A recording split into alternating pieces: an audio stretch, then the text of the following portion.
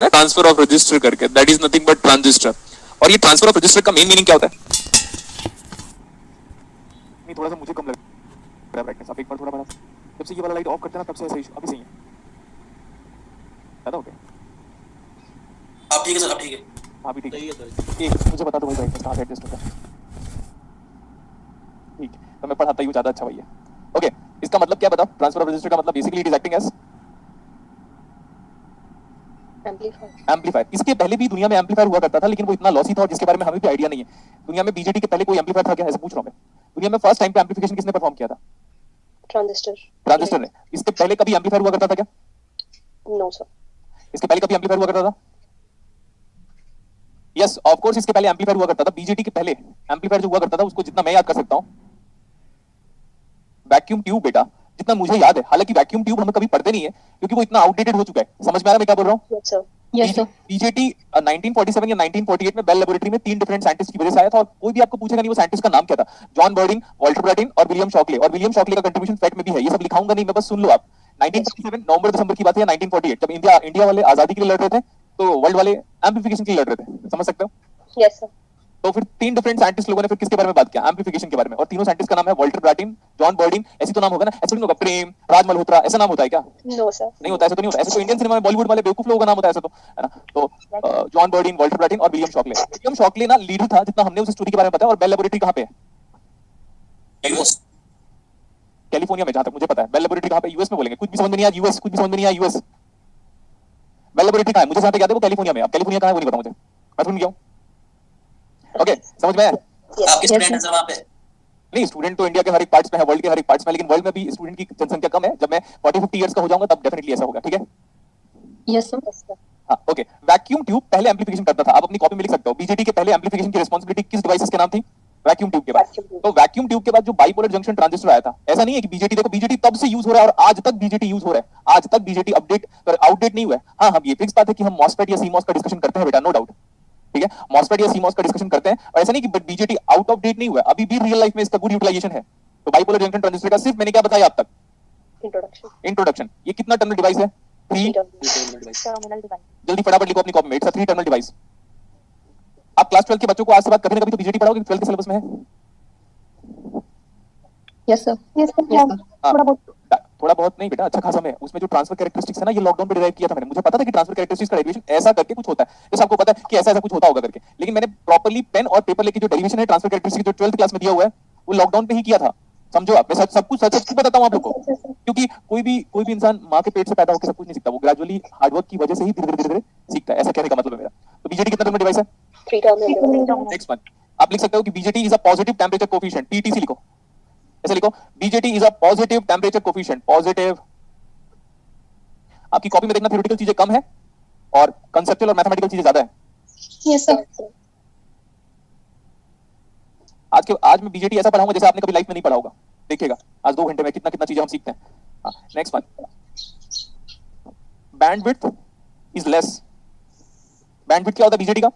Less. Less. Sir ये bandwidth क्या होता है? मैं बैंडविड्थ आपको फिल्टर में पढ़ाऊंगा तो बैंडविड्थ का अच्छा खासा आइडिया हो जाएगा। इसका गेन फेट और मॉसफेट के रेस्पेक्ट में, गेन ऑफ बीजेटी, ये गेन करंट गेन हो सकता है या वोल्टेज गेन हो सकता है। बीजेटी का जो वोल्टेज गेन है या करंट गेन है वो फेट से ज्यादा होता है कि कम? ज्यादा। ये भी इंपॉर्टेंट है। Bandwidth less, positive temperature coefficient, 3 terminal device, ठीक है? ओके, अब ना इतना तो इंपॉर्टेंट नहीं है, मतलब ये सब पॉइंट्स ऐसी थ्योरेटिकल पॉइंट ऑफ व्यू लिखा दिया। अब BJT is an example of current control current source लिखो, current control current source. BJT is an example of current control current source, लिखो जल्दी ये point. BJT is an example of current control current source. अच्छा, California US का states है, हमें क्या करना है इसके बारे में जान के? Sir is it triode vacuum tube? हाँ, क्या हुआ? अब ज्ञान देगा तू अपना, है ना? बोलो सर एक बार 12th में पढ़ाया था हमको। 12th में किसने पढ़ाया था आपको? उस टाइम पे सिलेबस में था, फिर बाद में हट गया था। हमने 12th में तो जो भी पढ़ा था हमें तो कुछ याद नहीं है भाई, ठीक है?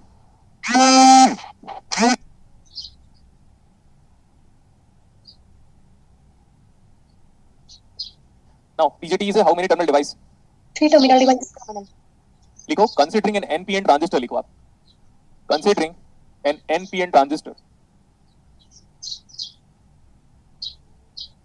considering an NPN ट्रांजिस्टर लिखा? Yes sir. This is NPN transistor. और देखो, अब आपके पास 3 टर्मिनल तो मुझे लगता है सबको नजर आ गया होगा, 3 टर्मिनल।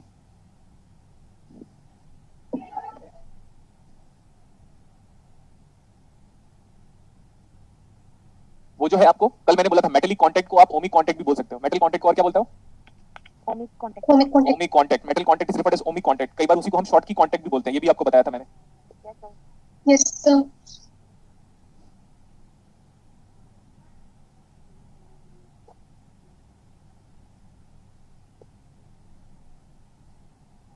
थैंक यू भाई।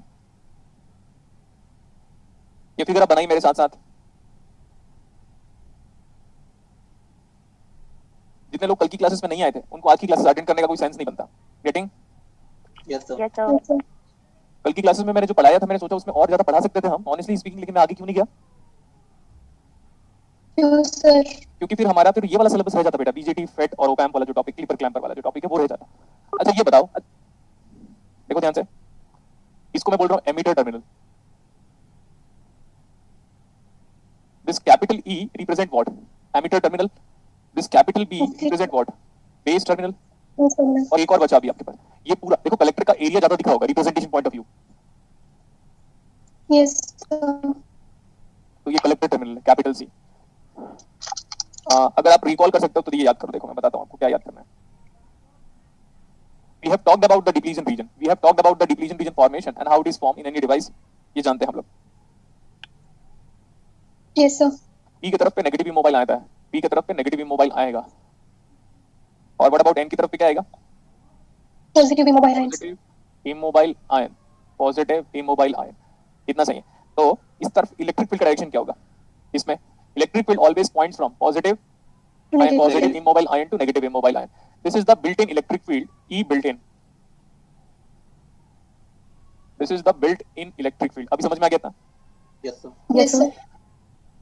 अब देखो मैं क्या कर रहा हूं, मैं एमीटर और बेस टर्मिनल को फॉरवर्ड बायस कर रहा हूं, तो negative should be connected to negative and P terminal of the base should be connected to positive. क्या आपका emitter base junction forward bias है क्या? Yes sir.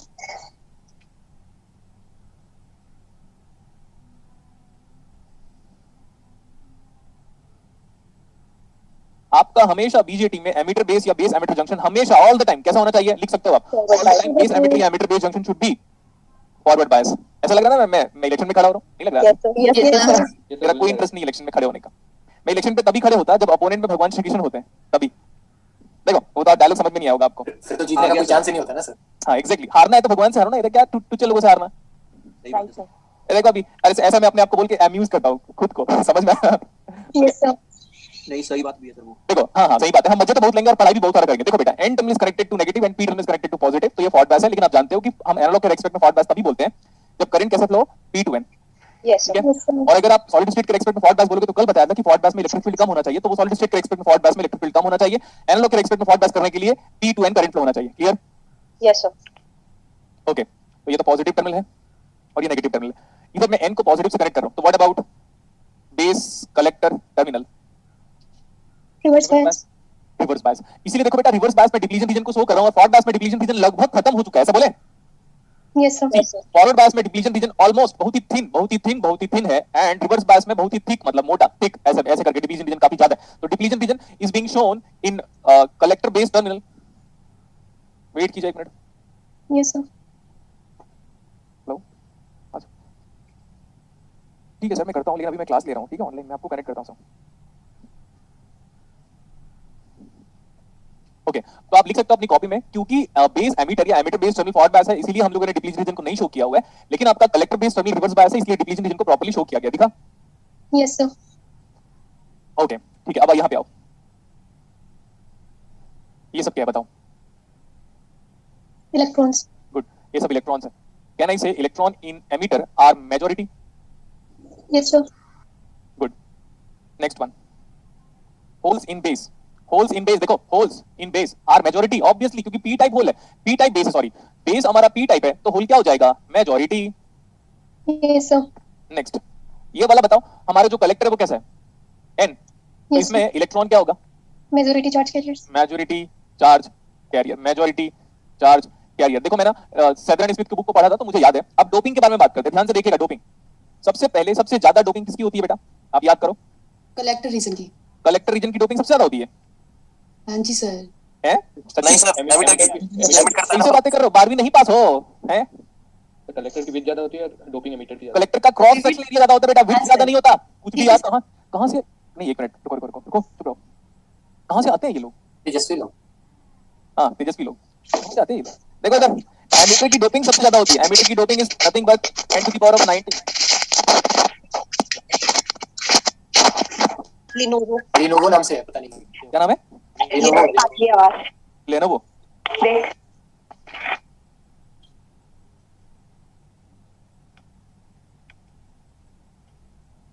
लेनोवो नाम से माँ बाप ने प्यार से नाम रखा होगा, राहुल, राज, प्रेम, ध्रुव, धीरज।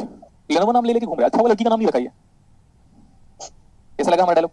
गजब सर। तो देखा, एमीटर की doping is nothing but 10 to the power of 19 atoms per cubic centimeter. इतना डोपिंग करोगे आप किसका? एमीटर। एमीटर के बाद नेक्स्ट डोपिंग किसकी होगी? गुड। एमीटर के बाद किसकी डोपिंग होगी? बेस की। लोग क्या बताते हैं इन जनरल? कलेक्टर। एमीटर के बाद कलेक्टर, फिर बेस। कैसे हो गया भाई? कुछ भी मत बोलो। बेस की doping 10 to the power of, ये प्रैक्टिकल डोपिंग की बात किया, समझ में आया क्या? Yes. As per Donald Neamen की बुक। मैं बता भी देता हूं, मैं कहां से क्या कंटेंट उठाया सब बता दे रहा हूं आपको। तो लोग क्या बोलेंगे? पहले एमीटर, फिर कलेक्टर, फिर बेस। ये आदत हो चुकी होती है, लेकिन गलत है बेटा। पहले एमीटर की डोपिंग सबसे ज्यादा, फिर बेस की, और लीस्ट डोपिंग किसकी करते हैं हम? कलेक्टर। 19, 17 और 15। क्यों? क्योंकि it is nothing but an odd number. ऐसे करके मैंने याद किया था, 19 से याद कर लिया था। Atoms per cubic centimetre. तो आप क्या बोल सकते हो, डोपिंग किसका ज्यादा है? Emitter. Emitter than base, than collector. Collector. ठीक है, तो यहाँ पे वो सुनने की बात हुई है। अब देखो, इलेक्ट्रिक फील्ड का डायरेक्शन बताओ इसमें। ये पॉजिटिव है, इलेक्ट्रिक फील्ड का डायरेक्शन ऐसा हुआ कि नहीं? Base to emitter. लेकिन दोनों परफेक्टली कंडक्टिंग है, तो इलेक्ट्रिक फील्ड वैसे भी नेग्लिजिबल है यहाँ पे। समझ में आया? Yes sir. क्योंकि रेजिस्टेंस को कल मैंने बताया था, रेजिस्टेंस यहाँ पे इलेक्ट्रिक फील्ड ज्यादा होगा। कल का कंसेप्ट याद करो। मैंने बोला था कि बेटा परफेक्टली कंडक्टिंग मटेरियल है तो रेजिस्टेंस कम होगा, तो रेजिस्टेंस कम होगा तो वोल्टेज ड्रॉप कम होगा, वोल्टेज ड्रॉप कम होगा तो इलेक्ट्रिक फील्ड कम होगा। तो यहाँ पे तो वोल्टेज ड्रॉप काफी कम है, तो सारा का सारा वोल्टेज ड्रॉप किसके क्रॉस होता है इन जनरल? इसके क्रॉस। Yes sir. ठीक है, यहाँ पे इलेक्ट्रॉन बहुत ही ज्यादा है, यहाँ पे होल्स बहुत ही ज्यादा है। होगा क्या बताओ? अगर कल के डेट में हम ये n को ऊपर उठाते जाते हैं, एनर्जी बैंड डायग्राम याद करो, n को ऊपर उठाओगे तो इलेक्ट्रॉन फिर क्या करेगा? कहां जाएगा? कल ही तो बताया था, ई में। पी में सर। पी में सर। p में जाएगा, ये भी हम जानते हैं। Yes sir. Energy band diagram जहां पे क्विट हुआ था, आप समझ सकते हो। तो ये इलेक्ट्रॉन क्या करेगा मुझे बताओ? इलेक्ट्रॉन क्या करेगा यार? क्या गधे हो यार आप लोग? सर पी ई में जाएगा। अब देखो, सुनते रहना प्लीज। आज की क्लासेस को रिपीटेशन मोड में जरूर देख लेना, लेकिन दूसरी बार रिपीट करूंगा तो मेरा इंटरेस्ट खत्म हो जाएगा। बता दिया मैं पहले से ही। सर। Okay sir. क्या अब जब ये फॉरवर्ड पास है, कल का याद करो, एनर्जी बैंड डायग्राम में इलेक्ट्रॉन को नेगेटिव एनर्जी दे रहे हो। देखो इलेक्ट्रॉन को नेगेटिव एनर्जी दे रहे हो, तो इलेक्ट्रॉन को नेगेटिव एनर्जी देने का मतलब इधर वाला बैंड गैप ऊपर उठेगा, तब इलेक्ट्रॉन आसानी से down the he moment move करेगा, तो इलेक्ट्रॉन अब पी टाइप पे चला जाएगा। तो वैसे ही इलेक्ट्रॉन यहाँ से पी साइड पे गया, लेकिन अब एक student normally conversation point of view बोलेगा, सर अगर यहाँ से ना इलेक्ट्रॉन उठ के पी पे जा रहे हैं तो यहाँ पे इलेक्ट्रॉन की जनसंख्या कम हो जा रही है। सिंपल लैंग्वेज में डोपिंग कम हो जाएगी, लेकिन डोपिंग को मेंटेन करने के लिए अब यहाँ से बहुत सारे इलेक्ट्रॉन्स क्या करेंगे? Battery is going to provide. जितने इलेक्ट्रॉन एमीटर को क्रॉस करके बेस में जाएंगे, उतने ही इलेक्ट्रॉन ये negative terminal of the battery provide करेगा। तो उसकी वजह से करंट जो फ्लो होने वाला है वो अपोजिट डायरेक्शन पे फ्लो होगा। तो ये जो करंट है, इसका नाम मैं बोल रहा हूं current in emitter terminal due to N का मतलब होता है इलेक्ट्रॉन। यस। अच्छा, वैसे ही मैंने आपको ये बोला था कि अगर आप एन वाला जो क्या नाम एनर्जी बैंड डायग्राम है, उसको अगर ऊपर उठाओगे तो अप ही बन जाएगा होल वालों के लिए। तो अब होल्स कैसे मूव करेगा? होल्स ऑलवेज सपोर्ट्स अप ही मूवमेंट। तो होल्स क्या करेंगे पता है? Holes are going to reach towards N junction और एन टर्मिनल। तो सिमिलरली जैसे यहाँ पे इलेक्ट्रॉन पी की तरफ जा रहे हैं, तो होल भी तो क्या बोलेंगे अपने आप को? होल बोलेंगे यार हम भी तो पी की तरफ जाएंगे। यस। सॉरी, होल भी बोलेंगे हम भी तो एन की तरफ जाएंगे। ओके, तो जैसे ही ये सब होल्स उठ के यहाँ पे आएंगे तो होगा क्या? सबसे पहले इंपॉर्टेंट चीज है, यहाँ पे होल की कमी होगी। यस। तो होल की अगर कमी होगी तो बैटरी को होल प्रोवाइड करना चाहिए क्या? यस, Yes, बैटरी को होल प्रोवाइड करना चाहिए, लेकिन होल कोई बैटरी प्रोवाइड नहीं कर सकता। इसीलिए वो क्या करेगा पता है? It is going to pull the electron. अगर आपको मैं बोलूंगा यार मेरे को डार्कनेस चाहिए, तो आप डार्कनेस लेके नहीं आ सकते, आप लाइट को ऑफ करके डार्कनेस बना सकते हो। तो सेम कंसेप्ट देखो यहाँ पे, मैं बोलूंगा यार होल यहाँ से उठ के अगर एन पे चले जाएंगे तो परफेक्ट बात है, लेकिन होल्स यहाँ पे कम हो गए तो होल्स प्रोवाइड करना पड़ेगा। होल्स बैटरी कभी प्रोवाइड कर ही नहीं सकता, तो इलेक्ट्रॉन एब्जॉर्ब कर लेगा। तो जैसे ही वो इलेक्ट्रॉन को इस डायरेक्शन पे एब्जॉर्ब करेगा, इलेक्ट्रॉन एब्जॉर्ब बोला तो करंट कितना होगा?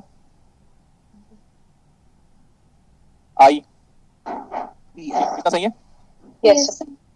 अच्छा सुनते रहना, ये कितना इलेक्ट्रॉन दे रहा है वो अभी हम बात करने चाहते हैं। यहां से जितने के जितने होल्स यहाँ पे आएंगे, ठीक है, यहां से जितने होल्स यहाँ पे आएंगे, क्या वो इलेक्ट्रॉन के साथ कंबाइन होंगे? Yes sir.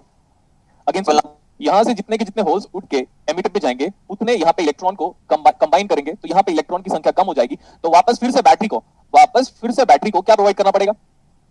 Electron electron provide करेगा। 2 बार इलेक्ट्रॉन प्रोवाइड कर रहा है, ध्यान से सुनते जाना। तो इस बार ये होल्स की वजह से जो इलेक्ट्रॉन प्रोवाइड कर रहे हो उस करंट का नाम अभी मैं ये नाम दे रहा हूं, IEP। अब आपके पास 2 करंट है, वो जो IEP है क्या ये भी IEP होगा क्या? चेक करके बताओ। Yes sir. बताओ Yes, कैसे? sir. सुनते रहना, फिर इसको फिर समराइज करूंगा मैं, लेकिन आखिरी बार सुन लो। यहाँ पे ना होल्स बहुत ज्यादा है, तो होल्स बोलेंगे हम n की तरफ जाएंगे, क्यों? क्योंकि बिकॉज ऑफ डिफ्यूजन। एक तरफ पे जनसंख्या ज्यादा है, इधर उधर पे हमारे पास पॉपुलेशन या कंसंट्रेशन कम है। कंसंट्रेशन ग्रेडियंट ज्यादा अच्छा वर्ड आ रहा है मेरे पास। अभी यहाँ पे कंसंट्रेशन ज्यादा है, यहाँ पे कंसंट्रेशन कम है, क्योंकि यहाँ पे कंसंट्रेशन ऑफ इलेक्ट्रॉन ज्यादा है, यहाँ पे कंसंट्रेशन ऑफ होल्स ज्यादा है। तो होल्स बोलेंगे यहाँ पे हम उधर जाएंगे हम, क्योंकि वहाँ पे इलेक्ट्रॉन प्रेजेंट है। तो कंसंट्रेशन ग्रेडियंट की वजह से holes are going to cross the junction, that's it. और आपको भी पता है कि फॉरवर्ड बायस की वजह से majority charge carrier are able to cross the junction. तो होल्स उठ के वहां पे गए, जैसे होल्स वहां पे जाएंगे तो बोलेंगे हमारा तो भाई पॉपुलेशन कम हो गया, हमारा तो डेंसिटी कम हो गया। तो बोलेगा बैटरी को बोलेगा होल्स प्रोवाइड कर दे, तो बैटरी बोलेगा हम होल तो प्रोवाइड नहीं कर सकते, तो एक काम करते हैं, डार्कनेस चाहिए, एक काम करते हैं लाइट को खींच लो, लाइट ऑफ कर दो तो डार्कनेस आ जाएगा। तो बोलते हैं हम इलेक्ट्रॉन तो हम होल्स तो प्रोवाइड नहीं कर सकते, हम इलेक्ट्रॉन को एब्जॉर्ब कर लेते हैं। तो जितने वो इलेक्ट्रॉन एब्जॉर्ब किया वो यही थे, देखो जितने होल्स उठ के यहाँ पे जाएंगे उतने ही तो होल्स दोगे ना इसको। Yes, sir. अगेन जितने होल्स यहाँ से उठ के यहाँ पे जाएंगे उतने ही तो होल्स प्रोवाइड करोगे ना इसको। Yes yes sir. Next one, जितने होल्स उठ के यहाँ पे आएंगे, तो जो होल्स उठ के यहाँ पे आएंगे वो इलेक्ट्रॉन को खा जाएंगे, आसान भाषा में अगर हम बोलना चाहे तो। अगर जितने होल्स यहाँ से उठ के यहाँ पे आएंगे वो इलेक्ट्रॉन को खा जाएंगे, बिकॉज दोनों के दोनों अपोजिट है। तो जितने इलेक्ट्रॉन यहाँ पे कम हो जाएंगे उस इलेक्ट्रॉन को वापस ये बैटरी प्रोवाइड कर देगी। तो कितने इलेक्ट्रॉन कम हुए थे उतने ही इलेक्ट्रॉन कम हुए थे जितने की होल्स बेस से एमिटर में पहुंचे थे। Yes, sir. Yes sir. तो ये वाला करंट और ये होल वाला करंट और इसके होल वाला करंट दोनों सेम होगा बेटा। Okay sir. ओके, यहाँ तक ये वाली इसकी स्टोरी कंप्लीट हुई। अभी जी sir. और सुनना, अब यहाँ पे देखो, यहाँ पे कितने इलेक्ट्रॉन है? ज्यादा एज कंपेयर टू बेस में जो होल्स है वो, ठीक है। ठीक. Yes. Yes sir. मैं एग्जांपल बताऊंगा, थोड़ा वो वियर्ड एग्जांपल हो जाएगा, इसलिए वो एग्जांपल को मैं बताना नहीं चाहता। वो एग्जांपल थोड़ा वियर्ड हो जाएगा, बट अगर आप अदरवाइज नहीं लोगे तो एग्जांपल बता सकते तो बता दीजिए सर। बता दीजिए हो। वियर्ड एग्जांपल आप लोगों के लिए हो सकता है क्योंकि आप लोग बड़े सेंसिटिव हो, बट मेरे लिए वो परफेक्ट एग्जांपल था। मैंने बोला था, देखो मैं बताता हूँ क्या, मैंने अभी जस्ट वो पढ़ रहा था तो मेरे को एग्जांपल ये क्लिक किया था, क्योंकि मैं पढ़ते पढ़ते एग्जांपल ही सोचूंगा ना, एग्जांपल समझ में आ गया तो वर्किंग भी क्लियर हो जाएगी। अब रशिया में 10.7 मिलियन लड़कियां ज्यादा है एज कंपेयर टू बॉयज, ठीक है। Okay sir. तो क्या करेंगी वो दूसरे कंट्री में जाएगी शादी करने के लिए। Yes sir. एग्जांपल के लिए मैंने बोला यहाँ पे 100 बॉयज है, यहाँ पे सब लोग एकदम कैपेबल है, लाइक स्टेबल है अपने वर्ल्ड में। ये सब लोग लड़के स्टेबल, सब लड़कियां स्टेबल है ना। अब सबकी मैरिज की एज हो गई है। यहाँ पे इमेजिन करो 100 लड़कियां और यहाँ पे हार्डली 10 लड़कियां। 100 लड़कियों को बोलूंगा जाके शादी करो तो होगा क्या? सबकी शादी हो जाएगी क्या? नहीं होगी नहीं, सर। sir. तो बचेंगे ना। 90 बचे। Yes sir. तो वो अपने स्टेट इमेजिन करो, एक स्टेट है, बोलेंगे 90 बचेंगे, तो 90 are going to cross that base junction and going to reach towards the collector junction. और फिर उसकी वजह भी होगी, क्योंकि ये जो बिल्ट इन इलेक्ट्रिक फील्ड है ये वाला, ये बिल्ट इन इलेक्ट्रिक फील्ड का अपोजिट डायरेक्शन में इलेक्ट्रॉन मूव करेगा। तो बोलेगा जैसे ही बेस पे एंटर किया और वो मूव करते करते अगर वो बेस के एज में पहुंच गया यहाँ पे कहीं पे भी, तो बोलेगा ये इलेक्ट्रिक फील्ड बोलेगा अरे क्या बात है, इलेक्ट्रिक फील्ड के रीजन पे आ गए, अब इस इलेक्ट्रॉन को पुल करके मैं यहाँ पे लेके जाऊंगा कलेक्टर टर्मिनल पे। Yes, sir. Yes sir. हाँ, तो वो सेम है। देखो अब मैं ऐसे इमेजिन करूं 100 इलेक्ट्रॉन भेजा, यहाँ पे 100 तो नहीं है, डेफिनेटली 100 से कम है। तो यहाँ पे जितने भी इलेक्ट्रॉन्स है वो मूव करके सबसे पहले बेस में गए, तो कुछ इलेक्ट्रॉन ऑब्वियसली बेस के साथ रिकंबाइन हो जाएंगे और आगे प्रोपोगेट करेंगे। तो जैसे ही इलेक्ट्रॉन बेस के एज में पहुंच जाएगा, नाउ इस इलेक्ट्रिक फील्ड की वजह से, और आप जानते हो overall electric field it increases in reverse bias, और रिवर्स बायस में इलेक्ट्रिक फील्ड का डायरेक्शन कहां से कहां तक होगा? From N to B. N to P. This is the external electric field. This is the external electric field. External electric field यहाँ पे जितने भी इलेक्ट्रॉन्स आ रहे हैं ट्रेवल करके जो बेस में फर्दर मूव कर रहे हैं, वो उस इलेक्ट्रॉन को बोलेगा अच्छा आपको तो इलेक्ट्रिक फील्ड दे रहे हैं ना हम, इलेक्ट्रॉन बोलेगा हम किधर मूव करें, तो इलेक्ट्रिक फील्ड के अपोजिट डायरेक्शन पे। तो इलेक्ट्रॉन अब now they are going to cross this depletion region and are being transferred to Collector side. बस होगा क्या इसमें? देखो यहाँ से 100 इलेक्ट्रॉन आ रहे होंगे तो 100 के 100 इलेक्ट्रॉन यहाँ पे नहीं जाएंगे, मे बी 99 जाए, मे बी 98 जाए, लेकिन इसमें से जितने इलेक्ट्रॉन एमिटर से बेस में जाएंगे उससे कम इलेक्ट्रॉन बेस से लेकर कलेक्टर में जाएंगे। उसकी वजह क्या होगी? Recombination.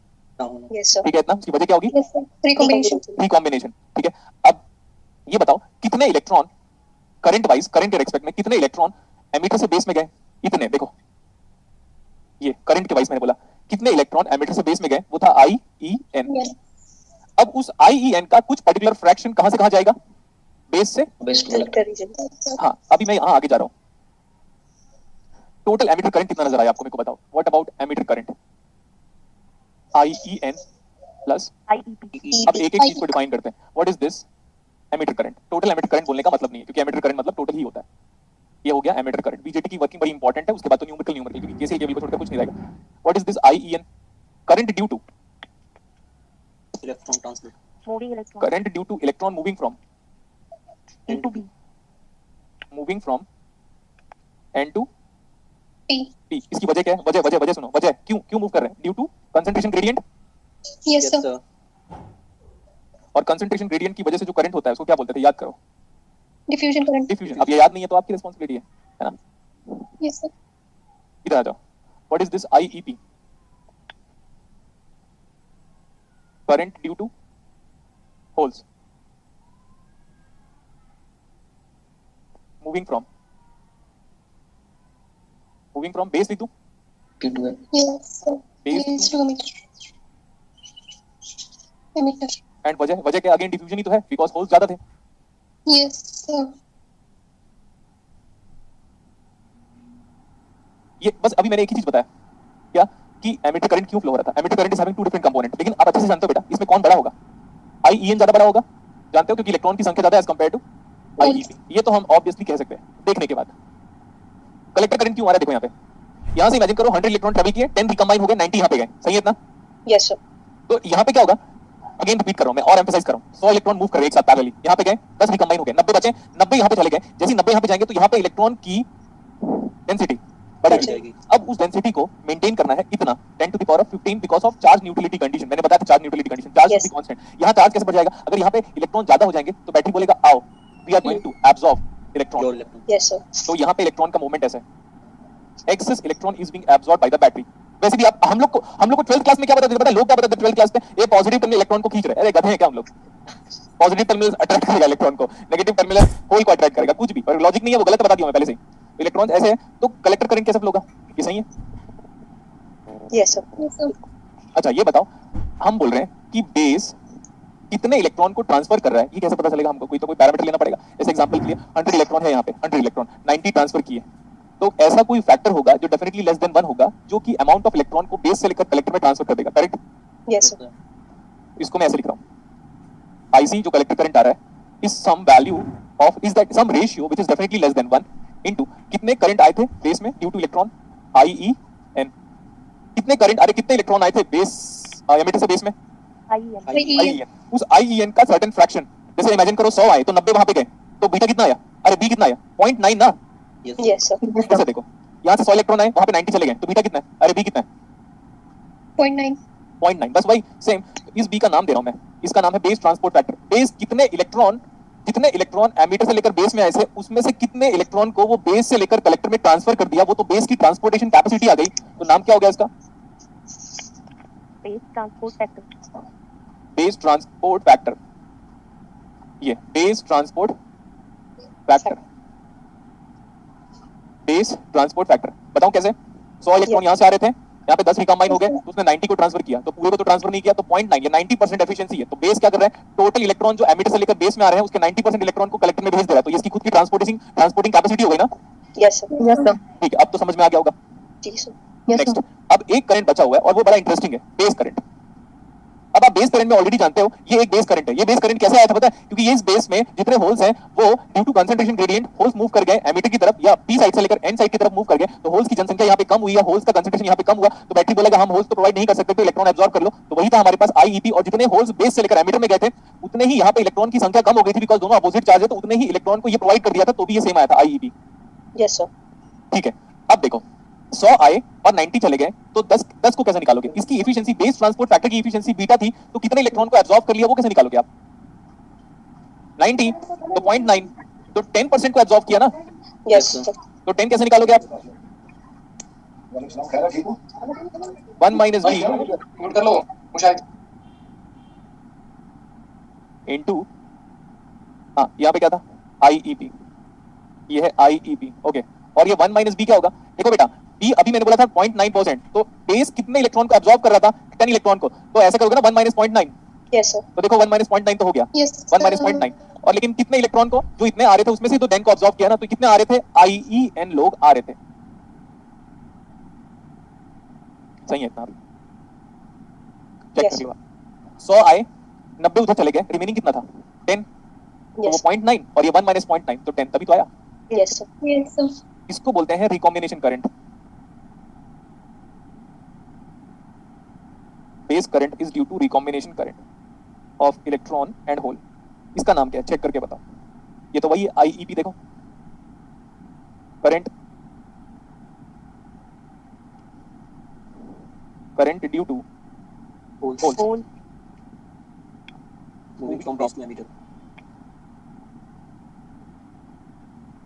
Moving from Base to emitter. Base to emitter. ठीक है, देखो मैं बता देता हूँ, कल को एग्जाम में अगर थ्योरेटिकल नोट आया तो आप क्या करोगे। Emitter current is basically due to drift diffusion, क्या Diffusion. Diffusion. Hole current is due to basically recombination. And this is due to Drift. Drift. क्यों? क्योंकि वहां पे रिवर्स पास में इलेक्ट्रिक फील्ड ज्यादा डोमिनेंट होता है। Yes, sir. अब देखो, सबका एक्सप्रेशन फाइंड आउट कर लिया, सबका एक्सप्रेशन जैसे मैंने निकाला था, अगर आप वैसे याद कर सकते हो तो अच्छा, but exam point of view ये डेरिवेशन उतना इंपॉर्टेंट नहीं है, आपको नहीं पूछेगा। बट क्योंकि कभी ना कभी आप सॉलिड स्टेट से कुछ ना कुछ, अगर आप एमटेक पीएचडी कुछ भी करते हो, then this expression may be important for you, क्योंकि उन लोग डायरेक्टली लिखेंगे, फिर इस टाइम पे डेरिवेशन रहेगा आपके पास, तो सही रहेगा। Yes, sir. अब देखो, आईसी और आईबी को ऐड करके बताओ कितना आ रहा है।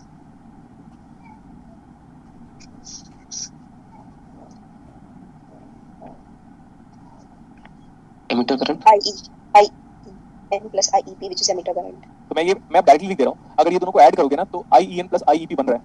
Yes, sir. तो जब अब जाके पूरा डेरिवेशन कंप्लीट हुआ कि emitter current is equal to IB plus IC, clear? Yes, sir. ये डेरिवेशन था किसका, पता है आपको? कि this is nothing but the KCL being satisfied by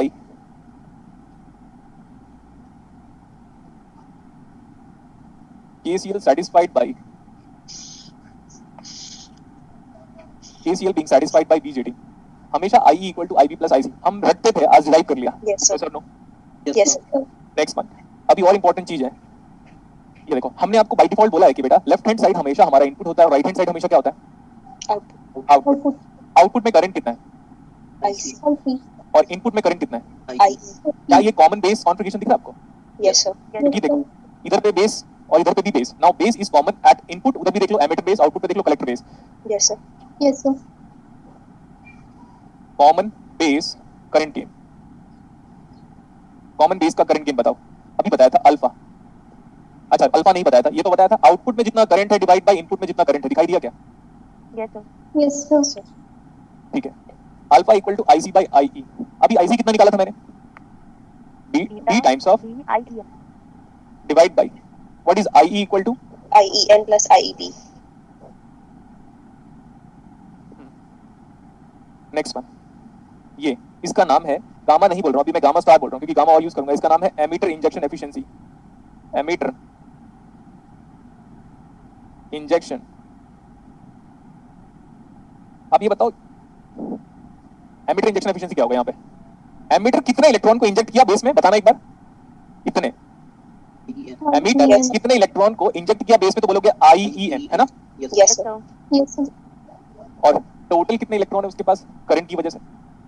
EN plus IEP. तो इफिशिएंसी तो वैसे ही बोलते हो ना आप लोग। तो एमीटर जितने इलेक्ट्रॉन को इंजेक्ट किया बेस में divide by IEN plus IEP। Yes, sir. Yes, sir. यही तो, एमीटर में कितने करंट फ्लो हो रहे हैं डिवाइड, ये डिनोमिनेटर में होगा, और एमीटर ने कितने इलेक्ट्रॉन को इंजेक्ट किया बेस में, ये न्यूमरेटर में होगा, that's it. Yes, sir. Yes, sir. और ये क्या हो गया फिर, चेक करो, ये भी इंपॉर्टेंट डेरिवेशन है जो कि बुक्स में नहीं दिया हुआ है। ये कितना है? Emitter injection efficiency. हाँ, या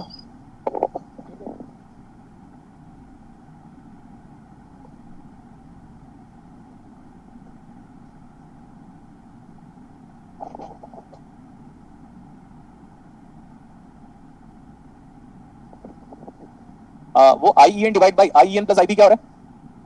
Emitter injection efficiency. Emitter injection efficiency. So what about this relationship? Alpha is equal to base transport factor into emitter injection efficiency. Yes, sir. ये अगेन इंपॉर्टेंट है बेटा, लेकिन solid state point of view समझ में आया क्या? Yes, sir. Yes, sir. जितने मैं डेरिवेशन करा रहा हूँ 2-3 बार खुद कर लोगे तो बड़ा इंपॉर्टेंट हो जाएगा, मतलब अच्छा लगेगा आपको। ये कहना था। Okay, अल्फा का sir. नाम क्या है? Common base current gain. Base current gain. Is equal to base transport factor into emitter injection Efficiency. Efficiency. Efficiency. सही है इतना? Yes, sir. What about B, sorry what about beta? Beta ये होता है IC बाय IB, और beta का नाम है common emitter current gain. Common emitter current gain. ये IC की वैल्यू बताओ जल्दी। BIE. IB कितना था? 1 minus B IEN. into IEN N plus IEP. is equal to B into IEN divide by, हम इसको लिख सकते हैं ऐसे, IEN plus IEP minus B times of, बोलो ये सही है क्या इतना? देखो Yes, sir. Yes, sir. मैं बोल रहा हूँ इतने फैक्टर से डिवाइड करो, ध्यान से देखिएगा बेटा, like I am talking about इतने फैक्टर को डिवाइड करो सब जगह से, इसको डिवाइड कर दो, तो आप इतना तो इमेजिन कर सकते हो कि रिलेशनशिप Yes. क्या आ रहा होगा। इसको डिवाइड करोगे तो ये beta Gamma gamma star. Star बनेगा, Yes, sir. और यहाँ पे आ जाएगा 1 minus of beta into again Gamma gamma star. Yes, sir. ये गजब डेरिवेशन हो गया, क्योंकि बुक्स में डेरिवेशन ऐसा इस फॉर्मेट में कभी नहीं दिखाएगा आपको। Yes, इस sir. फॉर्मेट में डेरिवेशन कभी नहीं दिखाएगा। What is this one? Is it alpha divide by 1 minus alpha? Yes, sir. Yes, Yes, sir. sir. मैं ये डेरिवेशन नहीं कराता था, लेकिन लास्ट टू लास्ट बैच से मैंने ऐसा डेरिवेशन स्टार्ट करवा दिया। ये सेकंड या थर्ड टाइम कैसा डेरिवेशन स्टार्ट किया। नहीं तो फिर आपके पास ना इससे भी आप डेरिवेशन कर सकते थे यहाँ से I = IB + IC, लेकिन ये वाला डेरिवेशन इसलिए कराया क्योंकि ये डेरिवेशन इन जनरल बुक्स में नहीं दिया हुआ है। क्लियर? Yes, sir. बीटा का नाम क्या है? Yes, sir. Common Common emitter current Common gain. emitter current. उसको हम HFE भी बोलेंगे, common emitter current gain. Common emitter current gain. Alpha का नाम क्या है? Common base current. Base current gain. आपको पता है ये रिलेशनशिप उन्होंने शायद तक जस्ट ये जेएनयू में पूछा हुआ है, लेकिन उन्होंने अल्फा को बीटा बना दिया था और बीटा को अल्फा बना दिया था, बस खत्म, इतना ही। तो ये इंपॉर्टेंट रिलेशनशिप याद रहेगा सबको। Yes, sir. Beta = alpha upon 1 - alpha. देखो आप ये जान सकते हो कि base transport factor less than 1 है, injection efficiency can not be greater than 1, तो अल्फा भी क्या होगा? इस रिलेशनशिप से हम डेफिनेटली ये कह सकते हैं कि सर अल्फा आप कुछ भी करो हमेशा लेस देन क्या होगा? 1. अब देखो वजह बता देता हूं मैं पहले नॉर्मल वजह नहीं बता रहा हूं, टेक्निकल वजह बता रहा हूं। बीटा बेस ट्रांसपोर्ट फैक्टर 100 के 100 को भी ट्रांसफर नहीं कर सकता, 100 में से 99 को ही ट्रांसफर करेगा, तो beta less than 1 into gamma star efficiency can not be greater than 1, तो दोनों क्वांटिटी लेस देन 1 को मल्टीप्लाई करोगे तो लेस देन 1 ही आएगा। मजा आया? Yes, sir. Yes, sir. अब मैं वो नहीं बोल रहा हूं, अल्फा यहां से बोलते हैं लोग देखो कैसे डिस्क्राइब करते हैं। अल्फा यहां से बोलते हैं भैया आई बड़ा है, तो देखो भैया, जैसे राहुल गांधी बोलता है तो देखो भैया, ऐसे भाई देखो भैया आई बड़ा है, नीचे बड़ा है, आईसी छोटा है, तो अल्फा लेस देन 1 है। वो तो कोई भी बता देगा, लेकिन ऐसे अल्फा को बताना it's interesting. Yes, sir. Yes, sir. और क्या करें हम? सर ये बीटा के साथ HFP लिखा है सर इसका? बीटा का नाम है बेटा, बीटा को हम कभी कभार HFE भी बोलेंगे, बीटा का रिप्रेजेंटेशन है। देखो और भी बता देता हूं कि सर ऐसा क्यों, ये डीसी मॉडल है, डीसी एनालिसिस की वजह से क्या बोलते हैं हम? अब आपको तो पता है ना डीसी एनालिसिस, और HFE क्या है? AC analysis. हाँ, तो दोनों हमारे लिए सेम है। बीटा की वैल्यू को आप कैसे भी रिप्रेजेंट कर सकते हो, या तो आप बीटा लिखो या तो HFE लिखो, दोनों क्या है सिग्निफिकेंस वाइज? Same. सेम। आगे चलें। Yes, sir. अब जो डेरिवेशन मैं बताने वाला हूँ,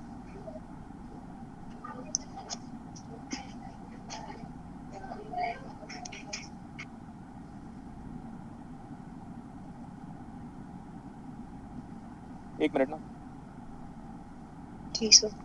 ये नीरू क्या लिखी हुई समझ में नहीं आया सर। बाय एक्स्ट्रा पार्ट है या क्वेश्चन में यूज होगा क्या? ये कुछ भी। आज तो राजनीति हो रही क्लास में, मैं चैट को ऑफ करूंगा, बता दिया, अगर ज्यादा अनवांटेड मैसेज करते हो आप तो। सर इसमें जो पी टाइप में होता है वो एक तरह से होल, मतलब खाली स्पेस होता है, हम लोग को कहते हैं कि होल मूव कर रहे हैं, खाली जगह, मतलब जैसे वहाँ 13 के साथ होते हैं ना, उसकी खाली वेकेंट स्पेस बच जाता है जब हम वो बनाते हैं उसका पी टाइप सेमीकंडक्टर बनाते हैं, तो उसको हम कह देते हैं वो खाली स्पेस होल एक तरह से। हाँ, तो क्या मतलब आपका डाउट तो बोलो, अभी डाउट तो बताओ। डाउट ये है सर, हम बार बार यहाँ पे कह रहे हैं कि एन से इलेक्ट्रॉन आ रहे हैं, हाँ। अगर वहाँ से हम यूं कह रहे हैं होल जा रहे हैं, तो वो खाली स्पेस कैसे, वो वाह चीज, वाह वाह, पानी भरोगे बोतल में तो हवा नहीं तो move करेगी। एयर, हाँ वो तो समझ आ गया था, तो वहाँ से आप एक तरह से नहीं, ज्यादा समझने का नीड भी है ना, ज्यादा नहीं समझना है ना, ज्यादा समझने से प्रॉब्लम राइज हो जाता है बेटा, ठीक है? ज्यादा नहीं समझना है। क्यों? होल्स का मूवमेंट, आप कैसी बातें कर दे रहे हो। मैंने एक दिन ये भी बोला था कि अगर टॉर्च लेकर आगे मूव करोगे तो डार्कनेस पीछे मूव करेगा, बोला था ना? Yes sir. फिर क्या मतलब है यार, होल्स का मूवमेंट फिजिक्स वाले स्टूडेंट एमएससी करने के बाद पूछ रहे हो कि होल सच में मूव कैसे कर रहा है, तो ब्लैक होल के बारे में स्टडी क्यों करते हो फिर? आप मेरी ही क्लासेस में डाउट क्लियर करना बात कर रहे हो क्या? एक बंदा जब ज्यादा एक्सप्लेनेशन दे रहा है तो यार सब पे चढ़ जा रहे हो यार, अच्छा नहीं लगता ना? सर ये बस इन जनरल पूछ रहे थे। क्या पूछना चाह रहे हो आप? होल्स कैसे मूव करता है ये प्रूफ करूं क्लासेस में? यही प्रूफ करूं ना, तो मैंने तो प्रूफ किया भी हुआ है। प्रूफ करना है तो बताओ, करेंगे आराम से प्रूफ। नहीं मैथमेटिकली नहीं सर, वो तो दिख गया, वैसे इन तो जनरल क्या एक्सपेरिमेंटली प्रूफ करूं, साइक्लोट्रॉन लेके आऊं क्लास में? नो क्या सर। बात कर रहे हो बेटा आप सेंसिबल बात करो ना। मैथमेटिकली प्रूफ करने को नहीं दे रहे हो मेरे को आप, तो क्या करूं बताओ, कैसे प्रूफ करूं बताओ?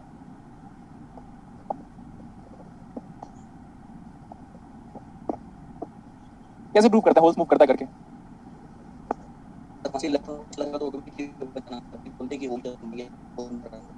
आवाज नहीं आ रही आपकी, ठीक है, ज्यादा नहीं पढ़ना, छोड़ दो आप लोग, एक क्विट करो इसको, सिंबल स्टार्ट करते हैं, बिकॉज आप लोग को अच्छा लगता नहीं ज्यादा पढ़ना। क्विट करो इसको, let's start with the symbol. अरे यार, इलेक्ट्रॉन मूव करता है, होल मूव करता है, क्या प्रूफ तो बताओ। आज तक तो जे थॉमसन को नहीं पता कि इलेक्ट्रॉन मूव करता है या नहीं करता है। आपने इलेक्ट्रॉन को देखा कभी? No sir. फिर बात करो इलेक्ट्रॉन कैसे मूव करता है, मेरे को प्रूफ करो ना। पहले आप मेरे को प्रूफ करो कि इलेक्ट्रॉन मूव करता है, फिर बात करेंगे हम। होल तो चलो एग्जिस्ट ही नहीं करता बोलते हैं लोग। इलेक्ट्रॉन अगर एग्जिस्ट करता तो जे थॉमसन ने तो सिर्फ हाइपोथेसिस दिया था कि हाँ भैया ये मैथमेटिकल प्रूफ है कि इलेक्ट्रॉन एग्जिस्ट करता है। जे थॉमसन ने तो कहीं पे भी लिखा I have seen the electron multiple times moving around the universe. किसी ने नहीं देखा इलेक्ट्रॉन को। तो फिर ये क्यों नाटक कर रहे हो यार मेरी क्लासेस में? ऐसा लग रहा है पूरा पीएचडी यहीं पे करना चाहते हो। लिमिट क्या मतलब है? मैंने तो बोला था ना पहले, दिमाग घुटनों में आप लोग का। ऐसा लगता है कुछ लोग को कि इलेक्ट्रॉन में देख लूंगा ना तो मोबाइल बना डालूंगा मैं आज ही घर में बैठे बैठे। इम्पॉसिबल है सर उसको देखना। तो फिर होल्स का डिस्कशन कहां से राइज हुआ? और होल का मास ज्यादा होता है कैसे प्रूव करते हो आप? Due to inertia. मतलब Yes. उतना ही इलेक्ट्रिक फील्ड यहाँ पे लगाओगे, उतना ही इलेक्ट्रिक फील्ड वहाँ पे लगाओगे, तो फिर मैं भी जानता हूँ ना कि वो इम्प्यूरिटी स्कैटरिंग, लैटिस स्कैटरिंग की वजह से फिर इफेक्टिव मोबिलिटी गेट्स रिड्यूसेस, फिर वो बात करते हैं, फिर हम इनर्शिया की वजह से बोलते हैं कि होल्स का मोमेंट मोबिलिटी काफी कम है, क्योंकि पहले तो बॉन्ड ब्रेक होता है इलेक्ट्रॉन का, तब जाके इलेक्ट्रॉन मूव करता है, बट ऐसा इलेक्ट्रॉन जो ऑलरेडी मूव कर रहा है तो उसके रिस्पेक्ट में फिर फोनॉन्स के बारे में बात करते हैं, फिर क्रिस्टल लैटिस में डिफेक्ट्स होता है। तो ये सब कहाँ बता पाऊंगा मैं एक ही लेक्चर पे? और वैसे जी भी हम सर। इलेक्ट्रॉनिक्स पढ़ रहे हैं, अगर ऐसा लगे कि 12 पास ढंग से नहीं किया हो तो फिर बताओ, 12 भी चलो पास ढंग से नहीं किया हुआ है, बट ऐसा एक्सपेक्टेशन ये तो होगा ना कि भाई बेसिक बेसिक जो थ्योरेटिकल नोट्स है वो तो हम लोगों ने बीएससी और एमएससी में थोड़ा बहुत तो सॉलिड स्टेट का नाम भी नहीं सुना है क्या? पढ़ा है सर।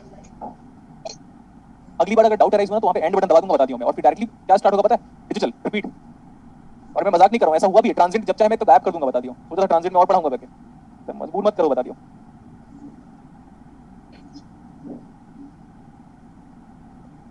मेरे को ना शर्म आता था ऐसे बच्चों को पढ़ा के, इन लोग को पढ़ा रहा हूँ। ये बताओ what about NNP, what about this collector based term, is it reverse bias? Yes sir.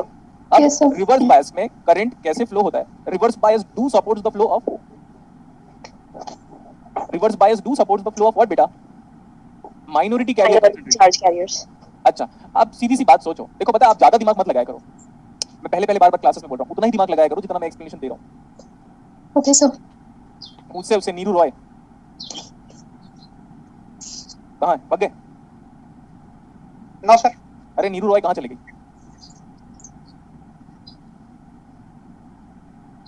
ये किसका डायरेक्शन है बताओ?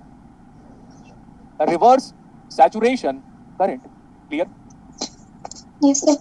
हाँ, फिर आप बोलोगे सर इसके पहले जो डेरिवेशन था उसमें हमने आईसीओ को नेग्लेक्ट किया, क्यों? क्योंकि अब दिख रहा है कि एमिटर बेस फॉरवर्ड बायस है और कलेक्टर बेस रिवर्स बायस है। जब कलेक्टर बेस रिवर्स बायस है तो करंट को एन से लेकर पी में फ्लो होना चाहिए, दिख रहा है? Yes sir. Yes sir.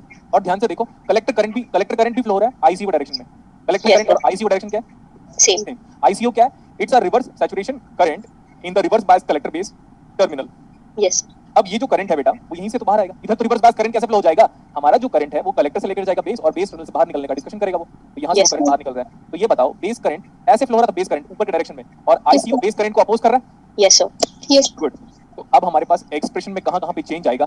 ये नया वाला एक्सप्रेशन लिखो फिर से आप सबके सब, जी सर। सब लोग नया एक्सप्रेशन लिखोगे। आईई में कोई चेंज नहीं आएगा, बट यहाँ पे आईसीओ ऐड होगा, यस और no? Yes sir. Good. Base current में वो बेस करंट ऊपर फ्लो हो रहा था, आप चेक कर सकते हो कि बेस करंट का डायरेक्शन है, ये कलेक्टर करंट का डायरेक्शन है, ये वाला एमिटर करंट का डायरेक्शन है। ओके गुड, तो हमारा बेस करंट को आईसीओ अपोज कर रहा है, तो हमारे पास यहाँ पे क्या होगा? सब्ट्रैक्ट हो जाएगा। Very good. जो दिखता है वही सिंपल से आसान भाषा से ले लो। जी सर।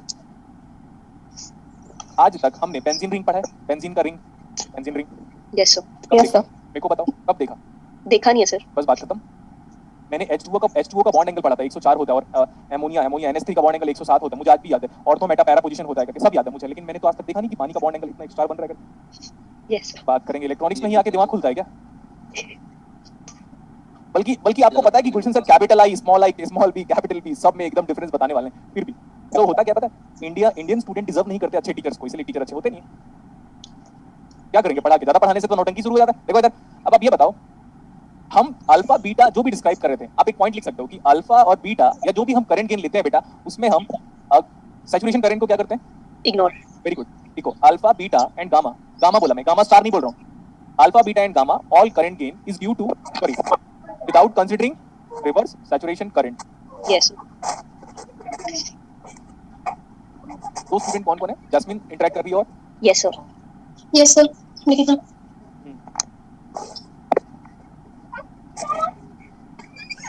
आई नो। हाँ जैस्मिन बेटा अभी आप बात करो। Okay sir. देखा हमारा देश सुधर गया। Yes, sir. हमारा देश सब तभी सुधरेगा जब लॉ एंड ऑर्डर बहुत स्ट्रिक्ट हो जाए। देखा, शूट एट साइट पहली बार में आपने लगाया, मारो गोली एक ही बार में, पैर में सीधे मारो गोली, हॉस्पिटल जाएगा। तभी हमारा देश 2 दिन में लाइन में आ जाएगा, जैसे अभी देखो। तो आप जितना भी करंट गेन के बारे में बात करते हो, वी नेग्लेक्ट आरएससी लिखो बेटा। What do you mean by RSC? Reverse saturation. Saturation control. Good. All the current gain we consider is by neglecting reverse saturation current. पक्का? यस। ये डेरिवेशंस ना आज से 2 साल 3 साल 4 साल बाद इंपॉर्टेंट हो जाएगा, नेट में, जीआरएफ में, गेट में, सबके सब में। लेकिन अब जो डेरिवेशन करा रहा हूँ इससे क्वेश्चन ऑलरेडी आपको आ चुका है, अब जो डेरिवेशन कराऊंगा। Okay sir. ये बताओ, यही है ना हमारा पुराना वाला? देखो हम जब करंट आईसी ले रहे थे तो उस टाइम पे आईसी की वैल्यू कितनी थी? BEIEN। अब जब हम आईसी लेंगे तो उस आईसी की वैल्यू, ये सही है क्या? मेरे को इतना फैक्टर चाहिए, ध्यान से देखो, मेरे को जो फैक्टर चाहिए वो B into IEN है, तो B into IEN की वैल्यू कितनी है? IC minus of ICU. ICO। Good. तो alpha beta, alpha equal to ये हो गया IC minus of I see. Divide by I, सही है? Yes, sir. हाँ, क्योंकि neglect the base current, last time पे मैंने बेस करंट को नेगलेक्ट किया था, अभी बेस करंट ऐड हो गया तो बेस करंट को वापस सब्ट्रैक्ट करना पड़ेगा बिकॉज़ मेरे को भी आईईएन पे फोकस करना है, वो आ गया। तो what is IC equal to, IC बराबर कितना आ गया? IC is equal to ICO plus alpha IE. IE.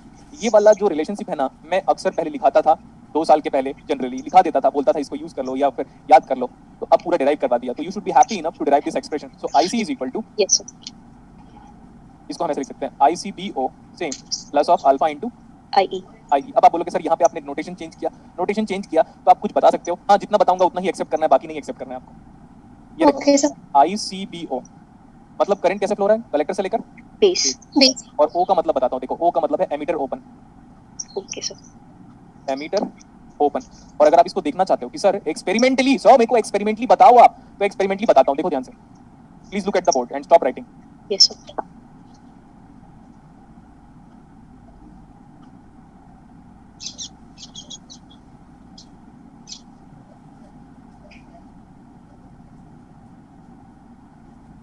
This is an, this is P, this is an, and इधर वाला देखो ध्यान से, मैंने एमीटर को ओपन ही कर दिया, छोड़ दो इसको।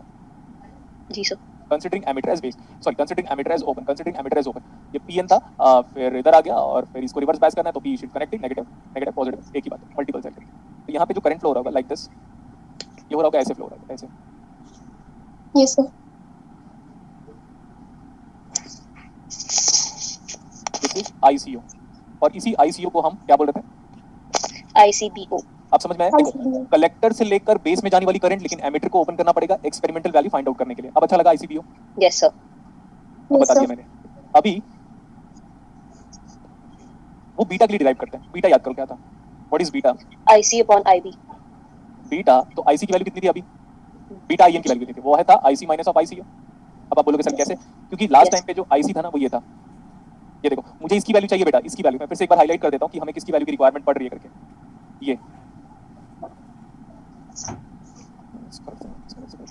ये चाहिए मुझे, यही है actual IC.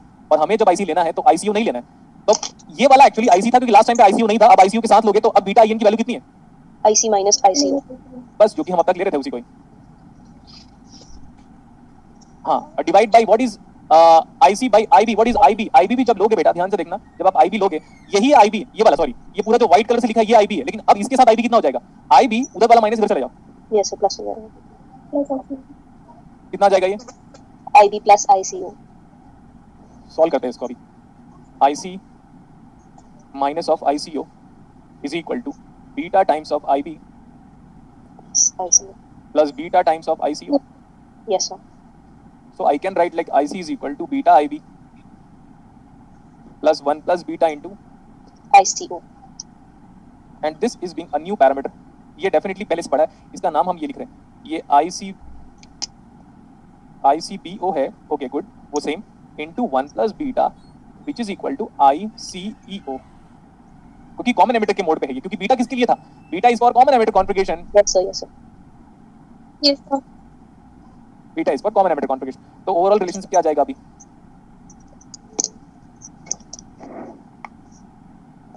Beta IB plus ICO.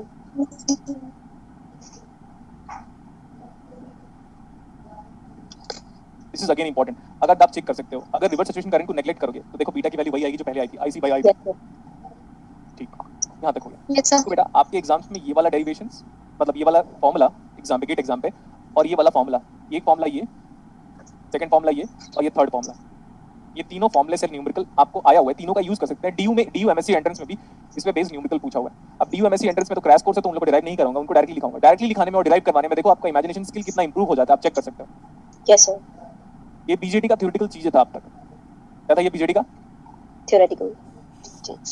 ठीक है, बीटा के बारे में ऑलरेडी मैं बात कर चुका हूँ, अल्फा के बारे में भी ऑलरेडी मैं बात कर चुका हूँ। अब हम आगे प्रोसीड करें। Yes, sir. अभी देखना फिर बच्चे कम हो गए होंगे। अच्छा, 206 के आसपास है क्या? Yes, sir.